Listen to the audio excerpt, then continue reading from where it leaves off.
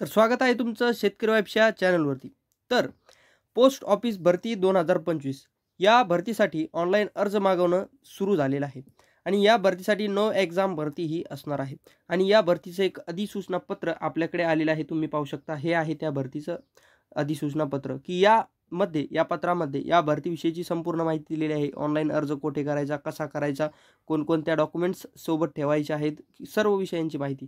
तर चला मग आता आपण पाहूया. तुम्ही पाहू शकता, हे अधिसूचना पत्र दिनांक 7/2/2025 रोजी आलेलं आहे. तर आता आपण हा जो पॅराग्राफ आहे तो वाचत आहोत. तुम्ही पाहू शकता, ग्रामीण डाक सेवक GDSS च्या रिक्त जागा भरण्यासाठी पात्र उमेदवारांकडून अर्ज मागवण्यात येत आहेत.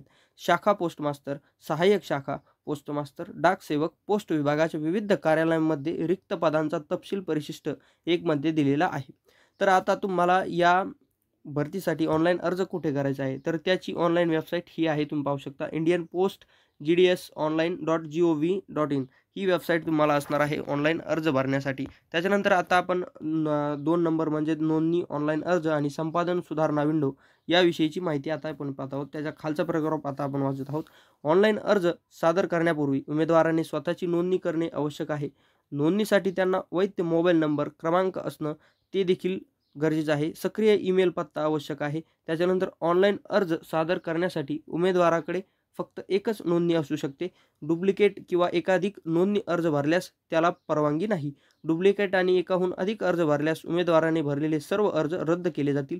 अर्जदारांना अर्जासोबत कोणतेही कागदपत्र जोडण्याची आवश्यकता नाही. तथापि त्यांना पोर्टलवर त्यांचे अलीकडील छायाचित्र आणि स्वाक्षरी अपलोड करावी लागेल. तर तुम्ही पाहू शकता, याच्यामध्ये अशा प्रकारची माहिती दिलेली आहे या अधिसूचना पत्रकामध्ये, की जो अर्जदार आहे त्याला त्याच्या अर्जासोबत कोणतेही कागदपत्र जे आहे ते जोडायची गरज लागणार नाही. तर आता आपण येथे 2 नंबरचा पॅराग्राफ म्हणजे हा पॅराग्राफ पाहूया.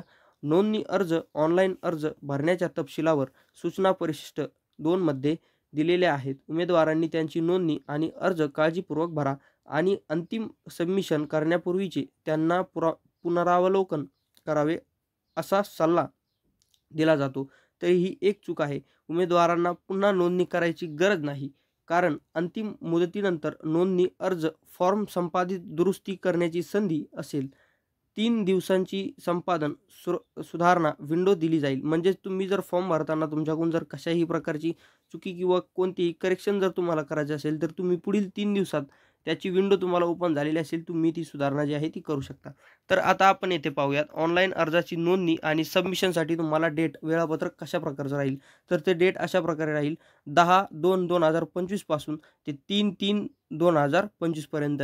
म्हणजे 10 फेब्रुवारी 2025 पासून 3 मार्च 2025 पर्यंत तुम्हाला राहील. संपादन आणि सुधारणा विंडो म्हणजेच तुम्हाला जर एखादं करेक्शन करायचं असेल किंवा काही चुकलेलं असेल तर ते तुम्हाला दुरुस्त करायचं असेल, तर त्यासाठी तुम्हाला 6 मार्च 2025 ते 8 मार्च 2025 इतका कालावधी जो आहे तो तुम्हाला दिलेला राहील तुमच्या करेक्शन करण्यासाठी. तर आता तुम्ही इथे पाहू शकता, सेवा, अटी आणि संक्षिप्त नोकरी प्रोफाईल आणि निवासी.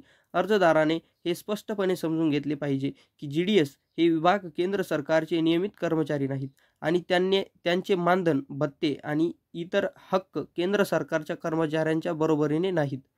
तर आहे मानधन आणि भत्ते, हे आहे महत्त्वाचं. आता आपण पाहूया की तुम्हाला अर्ज भरायचा आहे. तुम्ही अर्ज भरल्याच्या नंतर तुम्हाला मानधन नेमकं किती मिळणार आहे याविषयीची आता आपण इथे माहिती पाहूया. तर तुम्ही इथे पाहू शकता, इथे ट्रॅका स्लॅब म्हणून इथे रुपये रक्कम दिलेली असणार आहे 12,000 ते रुपये 29,380 रुपयापर्यंत. त्याच्यानंतर आहे BPM याच्यासाठी 10,000 ते रुपये 24,470 रुपये इतक्यापर्यंत मानधन हे तुम्हाला दिलं जाईल या भरतीबद्दलची. तर अशाच माहितीसाठी आपल्या चॅनलला सबस्क्राईब करा आणि जर व्हिडिओला तरी एक लाईक नक्की करा.